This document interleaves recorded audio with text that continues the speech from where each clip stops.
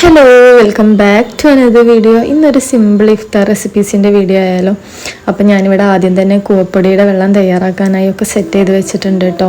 ഇത് നമ്മൾ തേങ്ങാപ്പാലും അതുപോലെ തന്നെ കൂവപ്പൊടി, ഏലക്ക, പഞ്ചസാര കൂടി ആഡ് ചെയ്ത് നന്നായി ഒന്ന് അടിച്ചെടുത്ത് നമുക്ക് ആവശ്യത്തിനുള്ള വെള്ളം കൂടി ചേർത്ത് വെച്ചതാട്ടോ.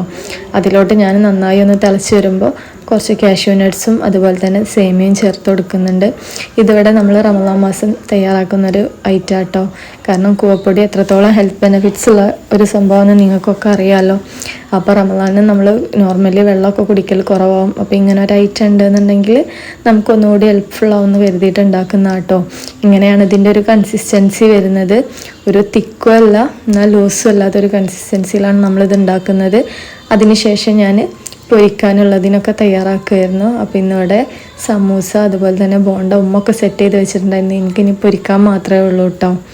അത് കഴിഞ്ഞ് അതൊക്കെ നന്നായി പൊരിച്ചെടുത്തതിന് ശേഷം ഞാൻ കുറച്ച് ലൈം അടിക്കാമെന്ന് കരുതി ഒരു 2 കഷ്ണം തേങ്ങ, 2 കാഷ്യൂ, കുറച്ച് പഞ്ചസാര, കുറച്ച് ഏലക്ക ഒന്ന് നന്നായി അടിച്ചെടുക്കുന്നുണ്ട് കേട്ടോ. നന്നായി ഒന്ന് അടിച്ചെടുത്ത് നമുക്ക് അരിച്ചെടുക്കാം. ഇതിലോട്ട് ഞാൻ ചെറുനാരങ്ങ കൂടി ചേർത്തിരുന്നു കേട്ടോ, പറയാൻ വിട്ടുപോയതാണേ. അതൊന്ന് നന്നായി അടിച്ചെടുത്തതിൻ്റെ ശേഷം നമുക്ക് ആവശ്യാനുസരണം വെള്ളമൊഴിച്ച് നമുക്ക് മാറ്റി വെക്കാം കേട്ടോ. ഈ ഒരു സമയം എന്ന് പറഞ്ഞാൽ ഭയങ്കര ധൃതിയിലുള്ള സമയമാവും കേട്ടോ. അപ്പോൾ ഒന്നും ഒരു ഓർഡറിലല്ല ചെയ്യുന്നത്, ഓരോന്നോരോന്നായി ഇങ്ങനെ ചെയ്ത് വരികയാണ്. പിന്നെ നമുക്കിന്നിവിടെ കഴിക്കാനായിട്ട് ചായക്കടിയായിട്ട് ദോശയും നല്ല മുളക് കറിയും കേട്ടോ. പിന്നെ അതുപോലെ തന്നെ നെത്തോലി പൊരിച്ചെടുക്കുന്നുണ്ട്. അതുപോലെ തന്നെ ഫ്രൂട്ട്സായിട്ട് വാട്ടർ മെലണാണുള്ളത്. അപ്പം ഇതാ നോമ്പ് തുറക്കാനുള്ള സമയമായി ഒക്കെ തയ്യാറാക്കിയിട്ടുണ്ട്.